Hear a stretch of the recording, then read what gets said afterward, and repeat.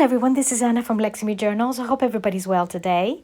This journal has been inspired by Durer, and it was an exhibition that I went to in London a couple of weeks ago, and I actually named it inspired by Durer.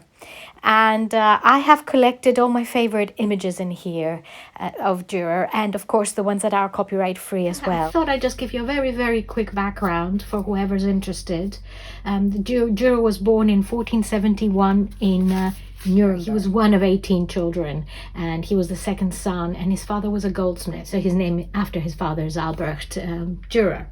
And his father had migrated from Hungary. So he wanted to become a painter.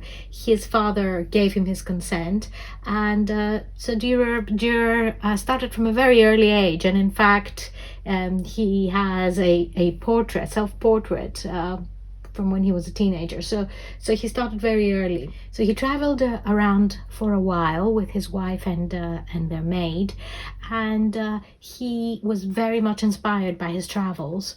And then when he returned to Nuremberg, he stayed there until he died, which was in 1528. So I collected in this journal a few of his works. Obviously, they had to be copyright free, and I didn't want to overwhelm one with too many images. So I have a few here anyway. So I thought you might like to see them. The thing about this journal is that how I imagined it is somebody who wants to either keep their favorite pieces of art in here, so there is a bit of space to add images to it, or keep notes and use it as a journal, or use it for mixed media or whatever else one would like. The cover is made of handmade marbled paper. It's fine. I usually make these really big ridges, and I decided to make thinner ones this time, smaller ones, and this time, and I think they actually look really sweet how they are so small, and I've added some gold around. So there you are, there's the back. As an idea, I just wanted to show you when you're holding your journals together and you're putting papers in them, and as we all do, sometimes we just add a lot of papers and things. I have these elastic bands. I don't have a black one handy, but I've got a blue one here, and these I use when I've made the journals, and I try to hold them together so that they can get attached well and get glued.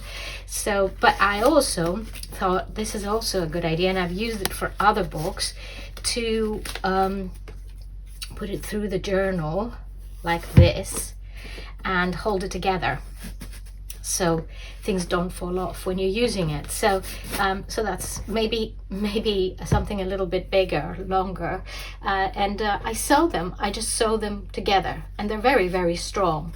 So just an idea of how one can hold any kind of journal really together. Right, so let me show you the journal now inside.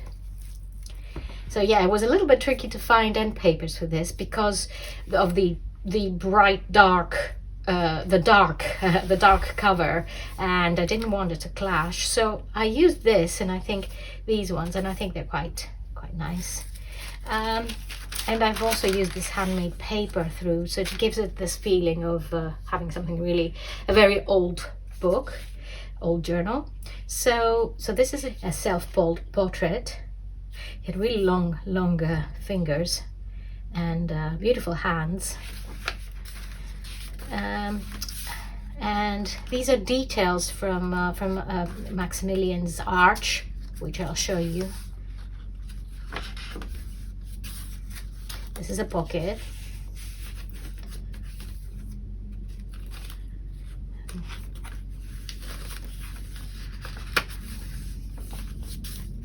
Well, this is a knight, his knight.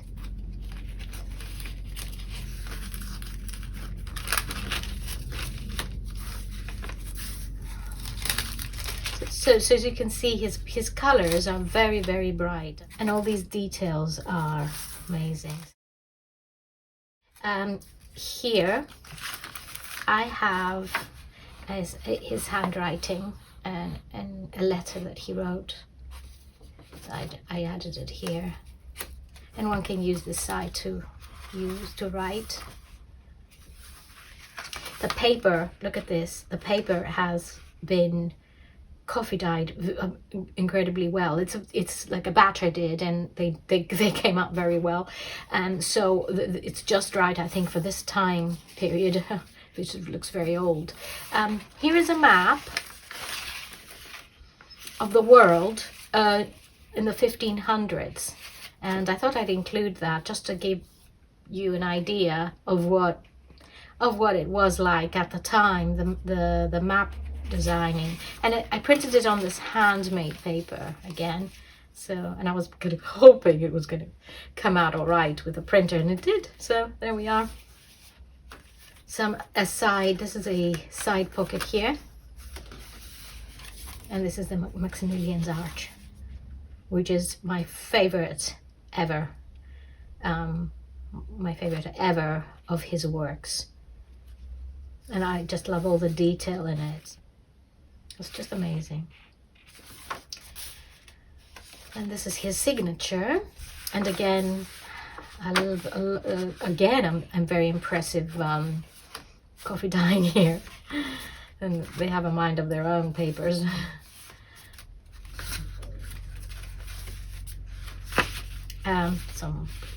Some pages here for your own creations. And this is his rhinoceros, again very impressive. And a lot of studies of nature, so animals, nature. These are woodcuts.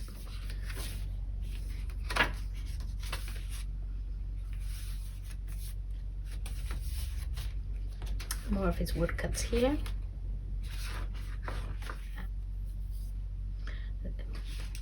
Melancholia, one of his great works. One of his works that I really admire and love, the wings.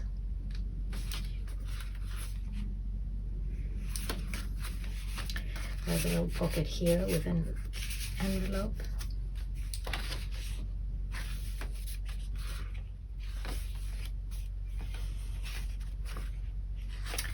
Side pocket. I made this for a bookmark. Papers here. This is a very old stamp. It's wooden, and it's alchemical.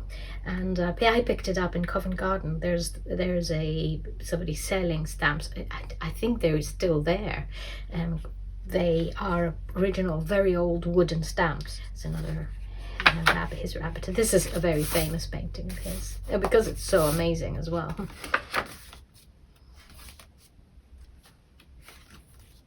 This is another side pocket, and I had this very good sort of drop of coffee dyed paper here.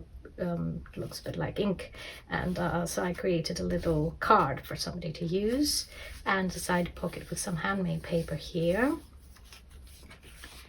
This is a sticker I made from this amazing building.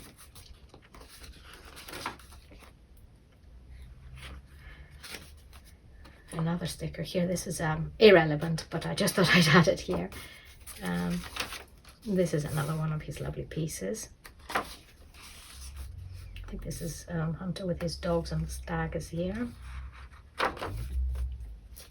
I've left this the top open, so I can just use it. It's got a window. Let's look at the brightness of this image with the colors and the depth. It's just amazing. And the end. This journal will be up tonight on Etsy. I hope you enjoyed this flip through, and I've got something else in my mind right now. I'm starting something else, so you'll be hearing from me hopefully soon. Take care of yourselves, and thank you so much for watching. Bye bye.